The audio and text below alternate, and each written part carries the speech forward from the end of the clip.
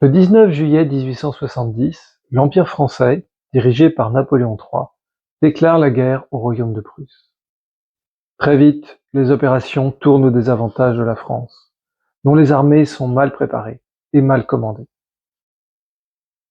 Le 2 septembre, Napoléon III, encerclé à Sedan avec ses troupes, doit capituler. Le 4 septembre 1870, l'Empire est renversé et la République est proclamée.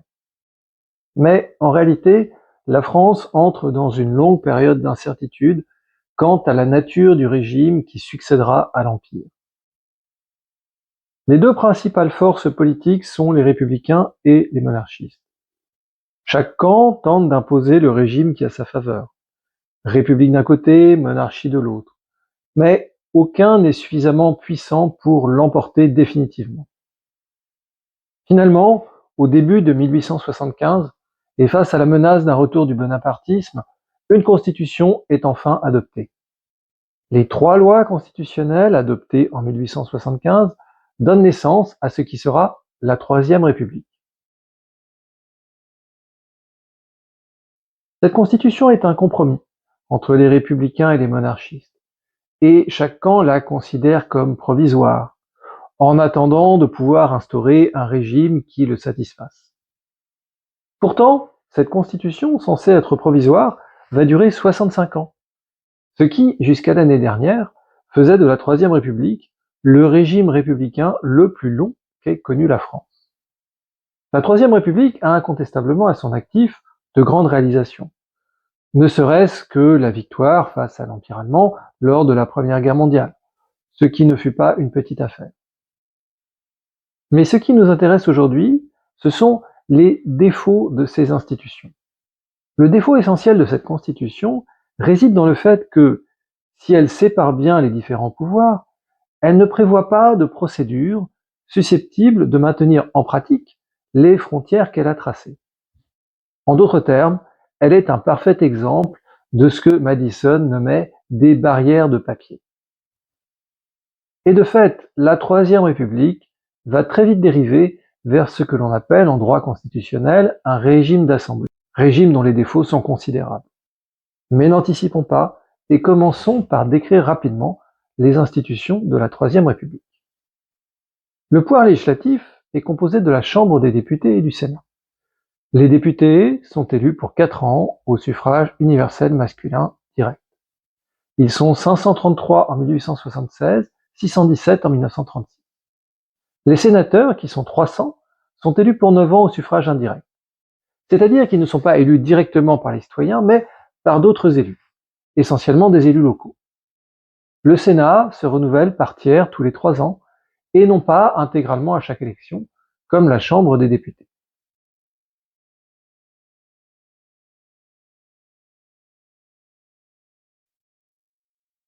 Parmi les 300 sénateurs, 75 sont inamovibles, c'est-à-dire nommés à vie.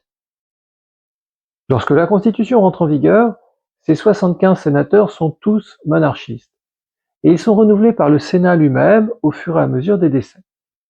Ils sont évidemment, à ce moment-là, un gage donné aux monarchistes dans le compromis passé entre monarchistes et républicains, compromis qui a permis l'adoption de la Constitution. Cependant, la loi du 9 décembre 1884 les supprimera pour l'avenir. C'est-à-dire que lors du décès d'un sénateur inamovible, son siège ne sera pas pourvu par un nouveau sénateur inamovible, coopté par le Sénat, mais sera simplement remis à l'élection comme un siège de sénateur ordinaire. Cette suppression des inamovibles en 1884 est l'un des signes incontestables que les monarchistes ont définitivement perdu la bataille des institutions et que la République est désormais solidement installée en France. La Chambre des députés et le Sénat votent ensemble la loi dans les mêmes conditions et elles peuvent chacune renverser le gouvernement. Il s'agit donc d'un bicaméralisme égalitaire. Le pouvoir exécutif est composé d'un président de la République et d'un conseil des ministres. Le président est élu pour 7 ans par les 2 chambres composant le pouvoir législatif et dont la réunion se nomme Assemblée nationale. Les attributions les plus importantes du président de la République consiste à pouvoir dissoudre la Chambre des députés, avec l'accord du Sénat, et à nommer les ministres qui forment le Conseil des ministres. Il choisit également, parmi les ministres, celui qui sera le président du Conseil, et qui va diriger l'action du gouvernement au quotidien. Le Conseil des ministres est responsable collectivement devant les chambres. C'est-à-dire qu'il doit démissionner si l'une d'entre elles le demande à la majorité de ses membres.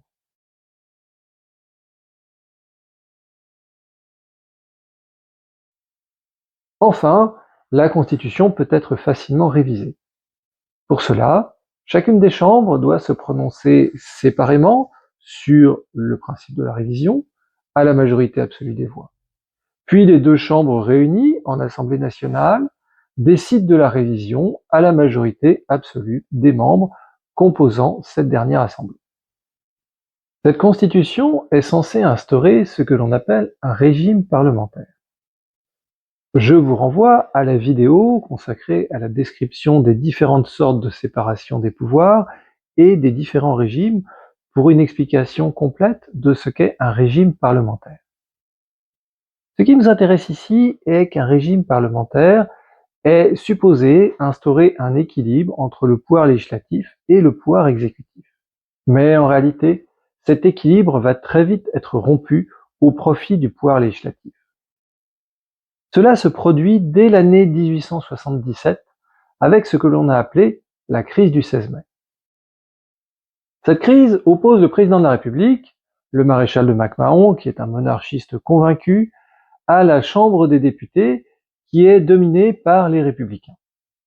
Le 16 mai 1877, MacMahon nomme un président du Conseil dont les orientations politiques ne conviennent pas à la majorité des députés. La Chambre des députés refuse donc de travailler avec lui. Et MacMahon réplique en prononçant la dissolution de celle-ci, avec l'accord du Sénat, le 25 juin. Aux élections législatives qui suivent, en octobre 1877, les républicains obtiennent une nouvelle fois la majorité, et même une majorité renforcée. MacMahon doit finalement s'incliner. En décembre de la même année, il nomme un président du Conseil qui est un républicain modéré et qui a la confiance de la Chambre des députés.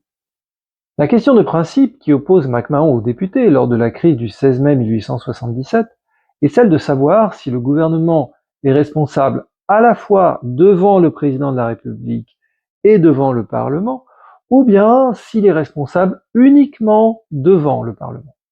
Autrement dit, le Conseil des ministres doit-il tenir compte à la fois des options politiques du président de la République et de la majorité à la Chambre des députés, ou bien uniquement de celle de la majorité à la Chambre.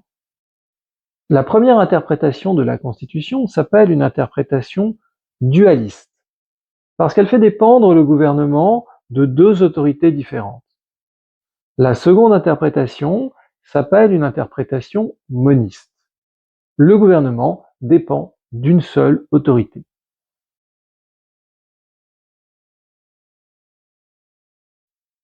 La défaite de MacMahon résout la question. Le Conseil des ministres dépend entièrement des chambres pour son existence. Et le président de la République doit nommer un président du Conseil qui soit en accord avec la majorité existante à la Chambre des députés. La Constitution, conçue comme dualiste, bascule vers le monisme. Cette interprétation moniste est définitivement consolidée lors de la succession de MacMahon.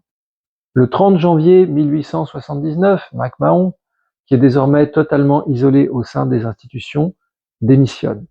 Le même jour, les parlementaires élisent Jules Grévy pour lui succéder. Lors de sa prise de fonction, Jules Grévy déclare devant le Parlement: « Soumis avec sincérité à la grande loi du régime parlementaire, je n'entrerai jamais en lutte contre la volonté nationale exprimée par ses organes constitutionnels. » Autrement dit, le nouveau président de la République prend acte du fait que la Troisième République est désormais un régime moniste. Le chef de l'État doit se borner à proposer un président du Conseil qui puisse convenir à la Chambre des députés. Il n'exerce, pour ainsi dire, plus de choix personnel dans la désignation du gouvernement. Par conséquent, il n'a plus de part active dans la direction du pays. C'est ce que l'on a appelé la Constitution Grévy.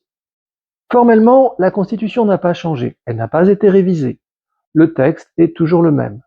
Mais elle fonctionne désormais d'une manière bien différente de celle qui avait été envisagée lors de son adoption, tout au moins par les monarchistes.